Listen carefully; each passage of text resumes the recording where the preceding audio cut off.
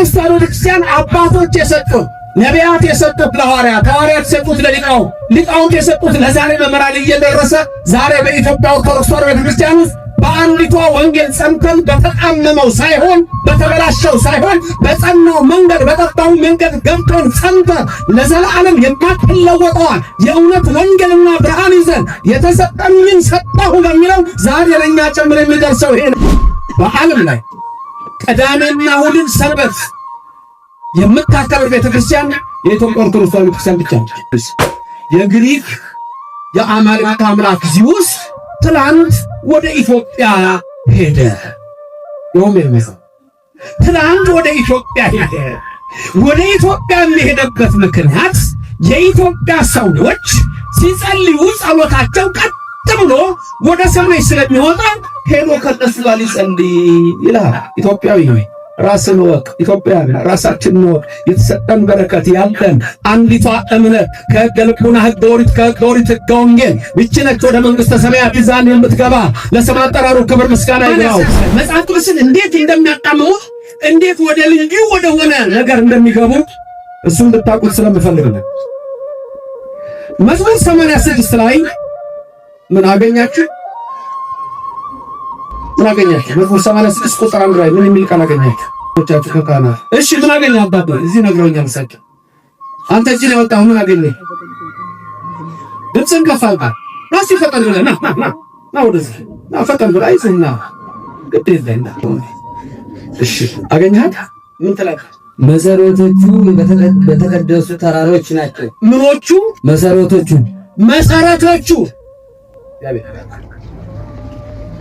ምኖቹ ነው ያለ መሰረቶቹ። እንግሊዘኛውስ?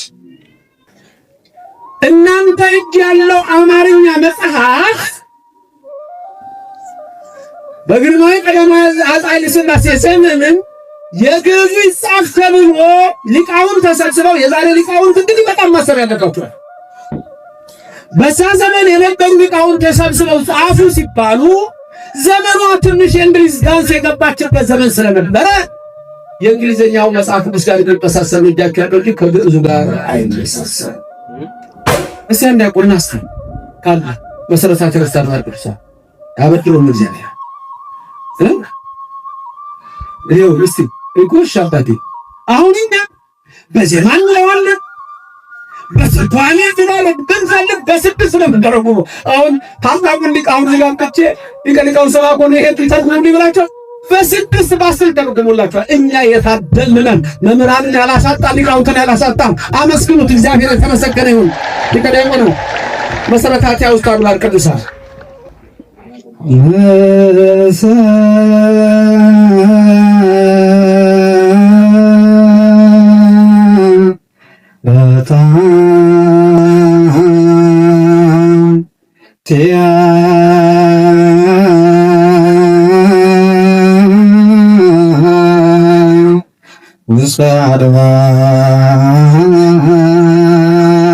ቅዱሳን ያለድሮ እግዚአብሔር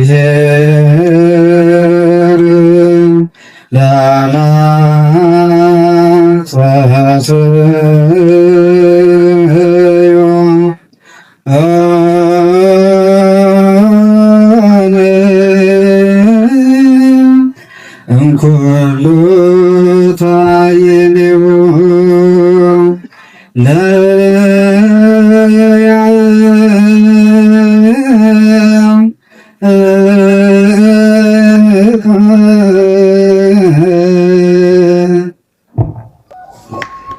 ዝማሬ ቃለ ሕይወት ያሰማል። ዝማሬ ብላክ ያሰማል። አመስግኑ አመስግኑ። አሁን መጋቤ ብሉይን በጠራቸው መጋቤ ሐዲስን ጠርቼ የቃል ተርጉሙ ብላቸው ተርጉሙላቸው። ልዩነት ልንገራችሁ። አሁን በዜማ ይላል መሰረታቲሃ ውስተ አድባር ቅዱሳን ሁሉ ነው መሰረታቲሃ መሰረታቲሁ አለ መሰረታቲሃ ሂስ ፋውንዴሽን አይደለም ሄር ፋውንዴሽን ነው። ተመልከቱ እንዴት እንደሚወላገድ ድንግል ማርያምን ዝም ብለው የሚጠባት እንዳይመስላችሁ። መጀመሪያ ስለ ክርስቶስ፣ ስለ ድንግል ማርያም፣ ስለ መዋዕለ ሥጋዌው ከመጽሐፍ ቅዱስ ውስጥ ከብሉይ ከሐዲሱ ተቆርጦ ተጥሏል። አሁን እናንተ ከዚህ ቤተክርስቲያን ለሚወጡ ሰዎች ማልቀስ ነው ያለባችሁ፣ ማዘን ያለባችሁ። ወዴት ነው የወጡ? ወዴት ነው የሄዱት?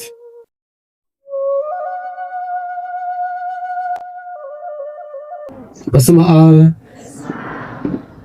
ወወልድ ወመንፈስ ቅዱስ አሐዱ አምላክ አሜን። ክቡር መላከ ሰላም ባህሩ ሊቃውንተ ቤተ ክርስቲያን፣ አበው መነኮሳት ወካህናት፣ አኀው ዲያቆናት፣ በዚህ የተሰበሰባችሁ የባህር ዳር ከተማ ነዋሪዎች፣ የቤተ ክርስቲያን ጌጦች፣ ምዕመናን፣ ሰላም እግዚአብሔር ከሁላችን ጋር ይሁን። እንደምን አላችሁ? ሰማይን ያለ ምሰሶ ከነግሱ የዘረጋ ምድርንም በውሃ ላይ ያለ ካስማ ከነልብሱ ያጸና ደመናን ያለ ድምፅ የሚመራው አየርን ሳይታይ የሚያስጉዘው የሚታየውንም የማይታየውንም ሁሉ የፈጠረ የሰራዊት ጌታ እግዚአብሔር ከዘላለም እስከ ዘላለም ለስም አጠራሩ ክብር ምስጋና ይግባው። ረድኤተ እግዚአብሔርን አጋዥ በማድረግ ዛሬ በዚህ ቅዱስ ስፍራ የምንማርበት የትምህርታችን ኃይለ ቃል የሚሆነው ብርሃነ ዓለም ቅዱስ ጳውሎስ የገላትያ ሰዎችን ባስተማረበት ትምህርቱ ሲሆን ወንጌል አንድ ናት፣ የሚያጣምሟት ግን በዝተዋል በሚለው ኃይለ ቃል እንማማራለን። ለሰራዊት ጌታ እግዚአብሔር ሁላችሁም ልቡናችሁን አስማርኩ። ጳውሎስ ሐዋርያ የገላትያ ሰዎችን በአንደኛው ምዕራፍ ላይ የሚናገረው ቃል እንዲህ የሚል ተጽፏል። የብርሃነ ዓለም ቅዱስ ጳውሎስ መልእክት ወደ ገላትያ ምዕራፍ 1 ከቁጥር 6 እስከ 9 በክርስቶስ ጸጋ እናንተን ከጠራችሁ ከእርሱ ወደ ልዩ ወንጌል እንዲፈጥናችሁ እንዴት እንዳለፋችሁ እደነቃለሁ። እርሱ ግን ሌላ ወንጌል አይደለም፣ የሚያናውጧችሁ የክርስቶስን ወንጌል ሊያጣምሙ የሚወዱ አንዳንዶች አሉ እንጂ። ነገር ግን እኛ ብንሆን ወይም ከሰማይ መልአክ ከሰበክንላችሁ ወንጌል የሚለይ ወንጌልን ቢሰብክላችሁ የተረገመ ይሁን። አስቀድመን እንዳልን እንዲሁ አሁን ሁለተኛ ላለው ከተቀበላችሁት የተለየውን ማንም ቢሰብክላችሁ የተረገመ ይሁን። ለሶስተኛም ጊዜ ይሄንኑ ቃል በዚሁ ምዕራፍ ላይ ቅዱስ ጳውሎስ ይናገራል። ወንጌል ማለት የምስራች ማለት በዓለም ላይ ከየትኛውም እምነት ይለያል። እንዴት? ለምሳሌ እኛን የሚመስሉ አብያተ ክርስቲያናት አለ። እህት አብያተ ክርስቲያናት የሚባሉ እንደ ኮፕቲክ በግብፅ በሲሪያ ህንድ ውስጥ እንዳለው ተመሳሳይ ከኛ በተወሰነ ደግሞ ተለይተው ያሉ ኢስተርን ኦርቶዶክስ የሚባሉ እንደ ግሪክ፣ ራሽያ፣ ቡልጋሪያ፣ ሮማንያ፣ ስሎቬኒያ እነዚህ አለ ኦርቶዶክስ ነው የሚለብሰው። በካቶሊኩ ስምም እንዲሁ ብዙ አሉ። በፕሮቴስታንቱ ስምም ወደ 40 ሺህ የሚጠጉ አሉ። የኢትዮጵያ ኦርቶዶክስ ተዋሕዶ ቤተክርስቲያን የእምነት ስርዓት እንዴት ይለያል ስንል የኛም አንዲት እምነት ናት ከመጀመሪያ ጀምሮ የተነገረች። ኤርምያስ ነቢይ በረከቱ ይደርብንና እንዲህ ይላል በኤርምያስ 6:16 መልካሚቱ መንገድ ወዴት እንደሆነ ጠይቁ፣ በእርሷም ላይ ሂዱ፣ ለነፍሳችሁ ዕረፍት ታገኛላችሁ ይላል። የመጀመሪያይቱ መንገድ የቷ እንደሆነ ጠይቁ ይላል። ስለዚህ የመጀመሪያ መንገድ አለች ማለት ነው። ኤርምያስን ያናገረ እግዚአብሔር እርሱ በመዋዕለ ሥጋዌው በዚህ ምድር ላይ ጌታችን አምላካችን ኢየሱስ ክርስቶስ በሚያስተምርበት ዘመን ደግሞ ምን አለ? በጠባቡ መንገድ ግቡ አለ። ወደ ሰፊው የሚሄዱ ደግሞ ብዙዎች ናቸው። ልበ አምላክ ዳዊት ደግሞ በረከቱ ይደርብንና ገና በመጀመሪያው መዝሙሩ ላይ የመጀመሪያው አይደለም በቁጥር የመጀመሪያ እንዲሆን ተወስኗል። መዝሙር 1 ላይ ስለ ሁለት ነገር ይናገራል፣ ስለ ብፁዕና ስለ ኢብፁዕ። ከዛ ሁለቱም መንገዶች ያሳያል። ስለ ብትጠፋው መንገድ ይናገራል። ልብ በሉ 3 ጥቅስ ወሰድን። ኤርምያስ 6:16፣ ማቴዎስ 7:13፣ መዝሙረ ዳዊት 1 ስለ መንገድ ያወራል።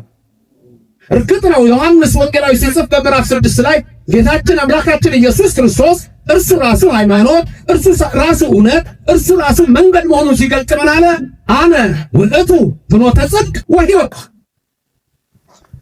እኔ ነኝ ሕይወት አለ አምላካችን። ለስም አጠራሩ ክብር ምስጋና ይግባው። አሜን ትላላችሁ? እሺ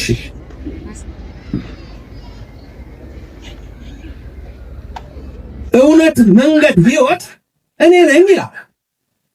አሁን እዚህ ጋር ብርሃነ ዓለም ቅዱስ ጳውሎስ ያችን አንድ መንገድ ይነግራቸዋል። ያች አንድ መንገድ በ3 ትከፈላለች።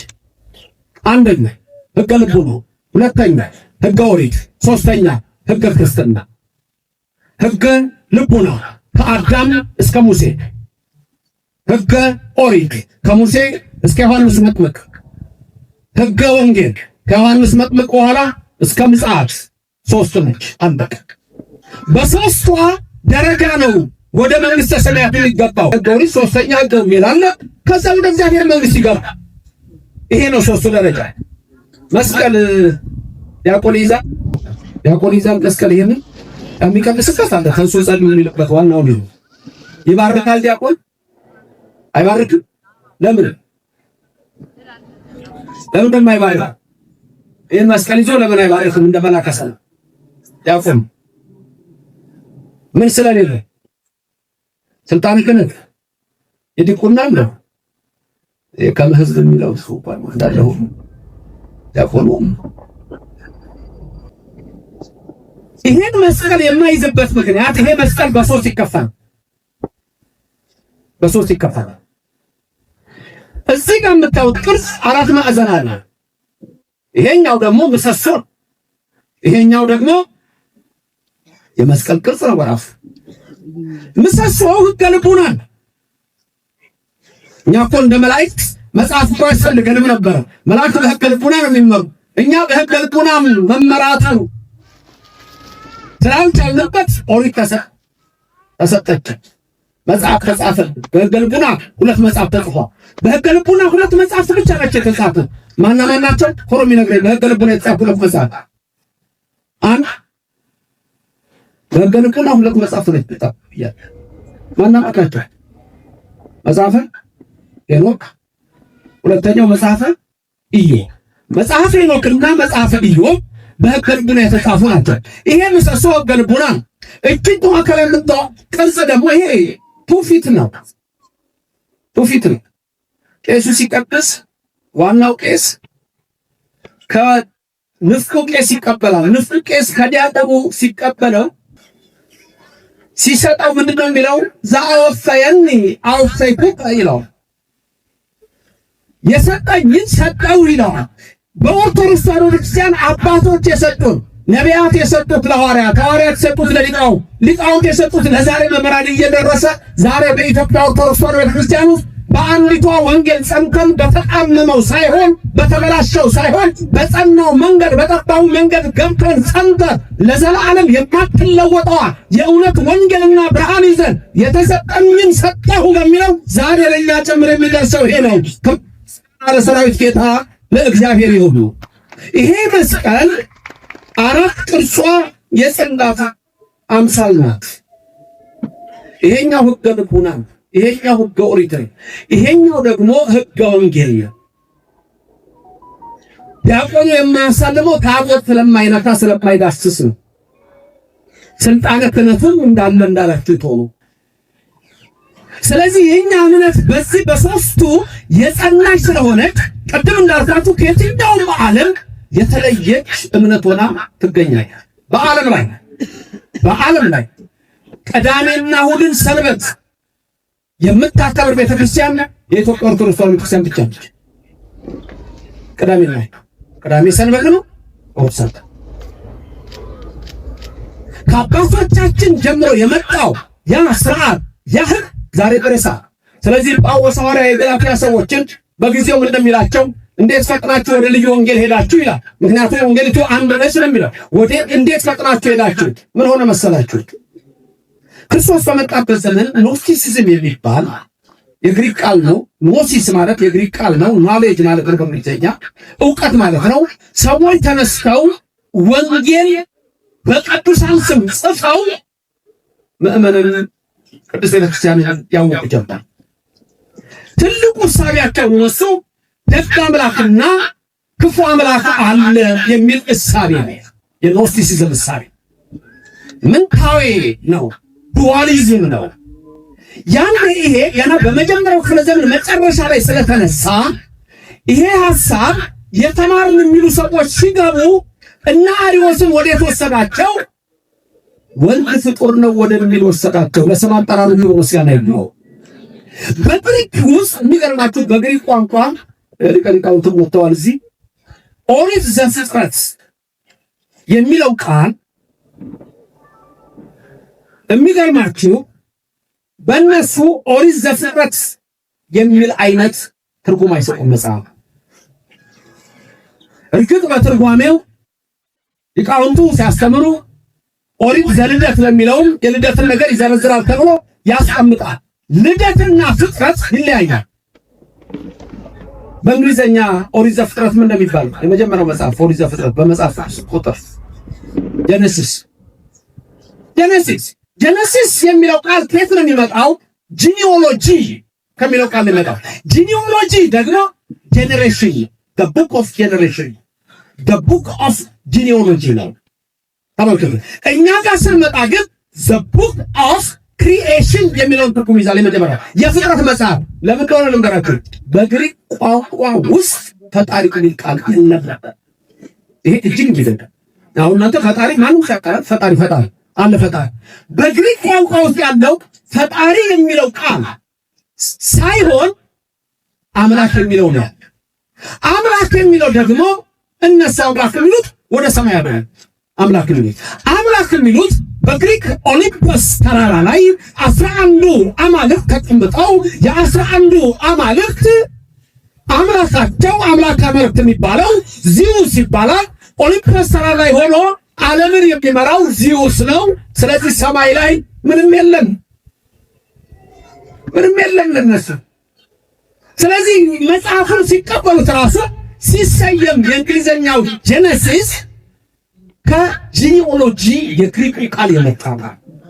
የኛ ጋር ዘፍጥረት እንዳለ ሆኖ ዘልደት በሚለውም የሰባው ሊቃናት 275 ዓመተ ምህረት ቅድመ ልደተ ክርስቶስ ስለተጠቀምንና ስላለኛ የሰባው ሊቃናት የምንለው ስላለ የዛንም ሚዛን የምንተረጉመው ይኖራል። ትልቁ ግን ነገር ኦሪት ዘፍጥረት ነው። የኢትዮጵያው ለየት ይላል የሚላችሁ ነው። በነገራችን ላይ ነገር ልንገራችሁ። አሁን ግሪኮች የአማልክት አምላክ ማናው ነው?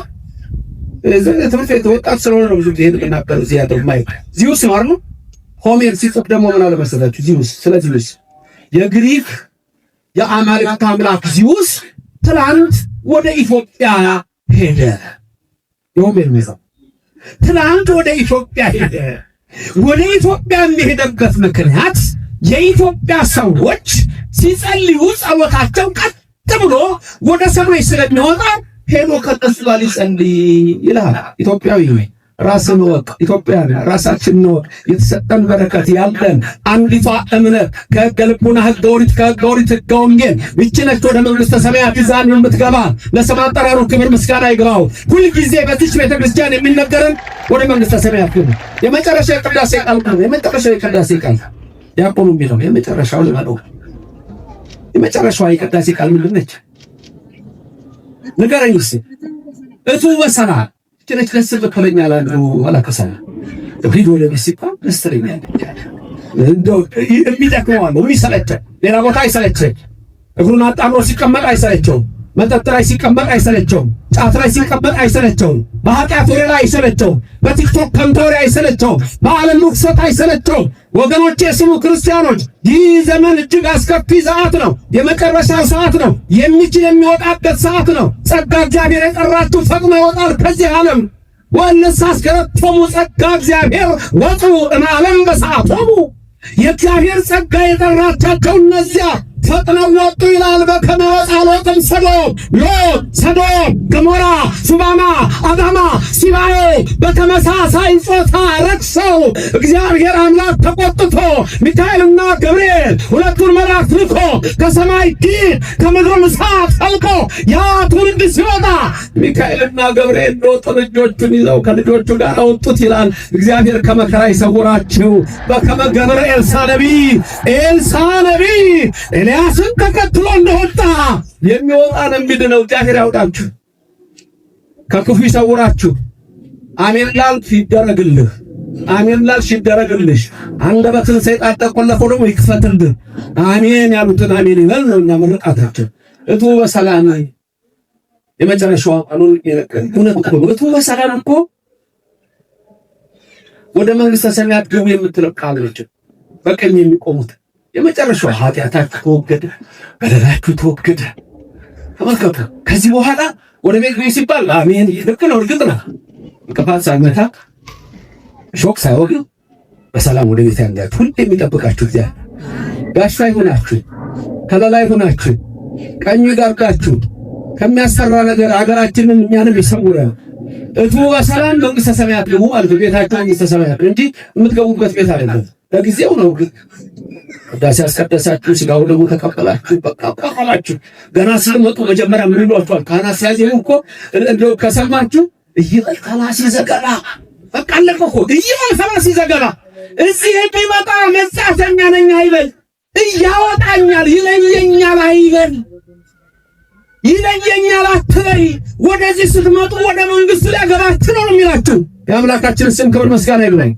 ካህናት ወጥተው ዲያቆናቱ በዚህ ሆነው በዚህ ሁለቱ ካህናት ሆነው አንድ እያጣኑ እናንተም ትላላችሁ ስብሐት ወክብር ለስሉስ ቅዱስ ይደሉ ይላሉ ሁለቱ ካህናት። ምን ተላቃቸው አይነት ከዲያቆናቱ ታውማ ያጥራኝ ማሊሁን ድምጽ ከፍ ብሏል። ምንድን ነው ያላችሁት እስቲ? ወሽ እንደሱ ነው የምትሆን። ከዛ ተጨማሪው ዲያቆን መስቀል ይዝና ገባሬ ሰጣው ቄስ ጽናውን ይዞ ምን ያደርጋል? አይዞርም። ቄሱ ዝም ብሎ አይዞርም። በዛ ሰዓት እንዲህ ነው አለ። ምንድነው የሚለው መሰላችሁ? በአማርኛ የሰራዊት ጌታ እግዚአብሔር አምላክ በኢያሱ ገብረ በነዌ ልጅ በኢያሱ እጅ ሲዞሩ የኢያሪኮን ግንብ ያፈረስህ በእኔ በኃጢአተኛው እጅ ደግሞ የኔንም ለራሱ ነው የሚዘጋው የኔንም የሕዝብህንም ኃጢአት አፍርስ ብሎ ነው የሚዞረው። የዚያን ጊዜ በአንዲዮ በለቢብ በገብድ ብትለው በፈለከው ስራውን እውነት ካመንክና በመቅደስ ስንቆም ኃጢአታችን እንደ ኢያሪኮ ግንብ ይፈርሳል። ክብርና ምስጋና ለእግዚአብሔር ይድረሰው፣ ስሙ የተመሰገነ ይሁንልን። የኢትዮጵያ ኦርቶዶክስ ተዋሕዶ ቤተክርስቲያን እጅግ የተለየች አንድ ሰው ጽፏል። እዚህ ብዙ ሊቃውንት አሉ። ቶማስ ሞደን ይባላል።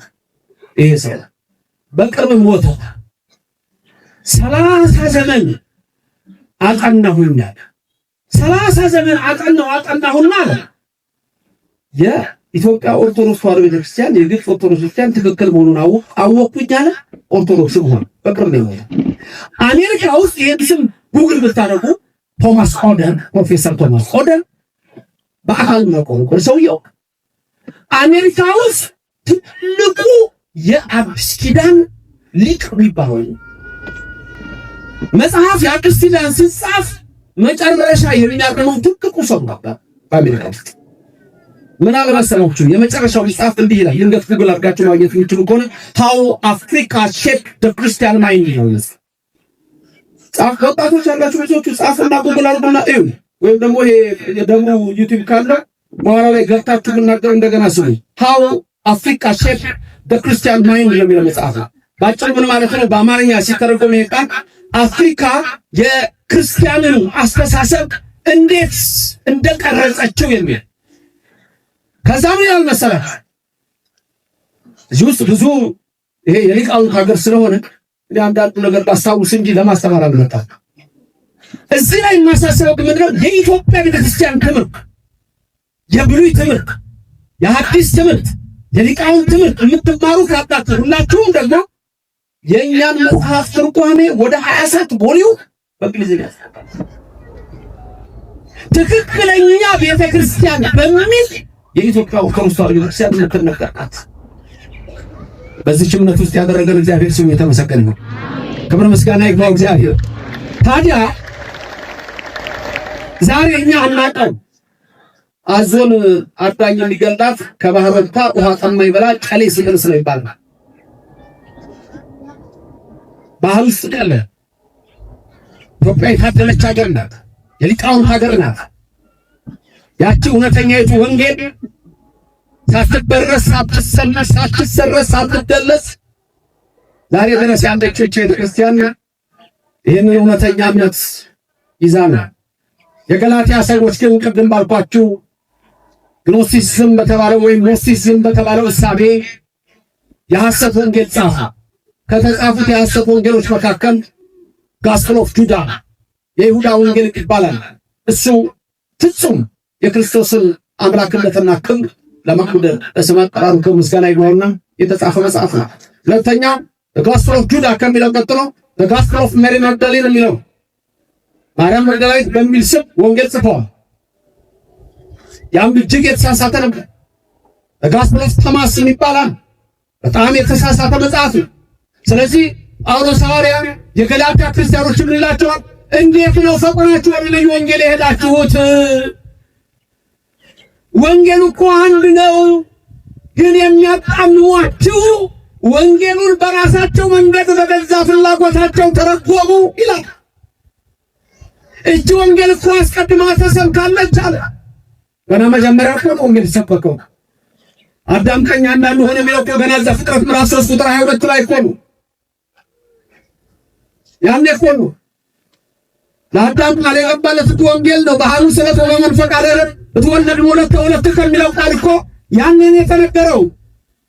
ከድንግል ማርያም መወለድ እኮ ያኔ ነው የተነገረው። ድንግል ማርያምን ያሰናዳት እኮ ያኔ ነው። ቅዱስ ያሬድ አንቺ ወስጋ አደር ላይ ያሲል እንደው ገብርኤል መጥቶ ሲያመስራት ነው ይላል። ወለድኩ ከቢለው ዛሬ ላይ። ስለዚህ ጳውሎስ ሐዋርያ የገላትያ ክርስቲያኖችን ይገስጻል። ወደ ልዩ ወንጌል የሄዱትንም ካልተመለሱ 3 ጊዜ ነው የተረገመ ይሁን የተረገመ ይሁን የተረገመ ይሁን የሚለው። እናንተ ግን የተመረቀ ይሁን የተመረቀ ይሁን የተመረቀች ይሁን ከሚለው ናችሁና በስላሴ ክብርና ምስጋና ይድረሳቸው። በዚህች እምነት ያደረገን እግዚአብሔር ስሙ የተመሰገነ ይሁን። በዚሁ በገላትያ ምዕራፍ 3 ላይ እንዳልኳችሁ አስቀድሞ እግዚአብሔር ስለተናገረ ምንድነው የሚለው? ለአብርሃም እግዚአብሔር አስቀድሞ ወንጌልን ሰበከለት ይላል። ለአብርሃም ወንጌል ተሰበከለት። ገላትያ ምዕራፍ 3 ላይ የምታገኙት ቁጥር 8 ላይ እግዚአብሔር አስቀድሞ ለአብርሃም ወንጌልን ሰበከለት ይላል። ብዙ ጊዜ ተሰበከለት። አንድ ነው ለአብርሃም በዘር አሕዛብ ይባረካሉ ሲለው ወንጌል በተለይ አንድ ጊዜ 4ቱ ነገሥተ ሰዶም ወገሞራ በአንድ ላይ ተነስተው 5ቱን ነገሥተ ሰዶም ወረሩ። የዛን ጊዜ የአብርሃምን ዘመን ሎጥን ጭምር ከብቶቹንም ማርክ አራቱ ነገሥተ ኮሎን ወገኖች አምስቱ ነገሥታት ድል መጥተው ዘርፈው ወሬ አብርሃም መጣ።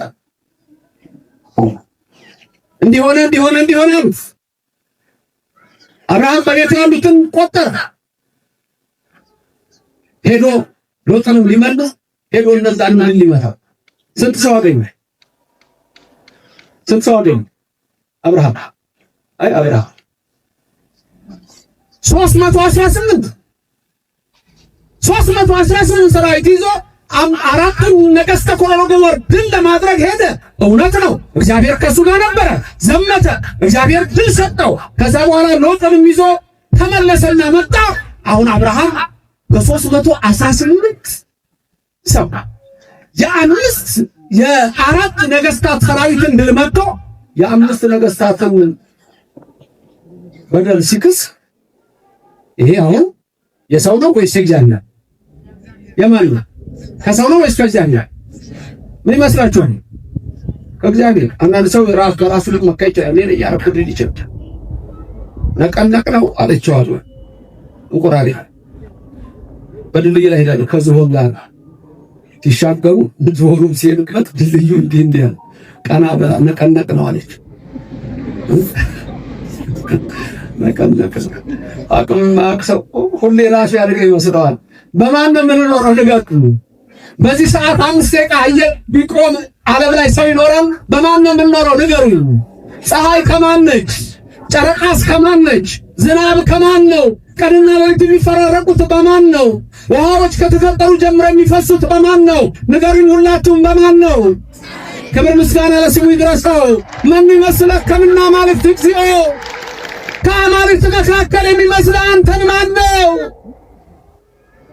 አንዲት ብልቃጥ ውሃ ማምጣት አይችሉም አማልክት የተባሉ ወይም የዓለም መሪዎች ወይም ነገሥታት የተባሉ ሁሉን ማድረግ የሚችል የኔና የናንተ አምላክ ስሙ እግዚአብሔር የተባለ የሁላችን አምላክ ነው። ከዘላለም እስከ ዘላለም ለስም አጠራሩ ክብር ምስጋና ይግባው። ማን ይመስላል? ከአማልክት የሚመስልህ የለም ሲል ነው።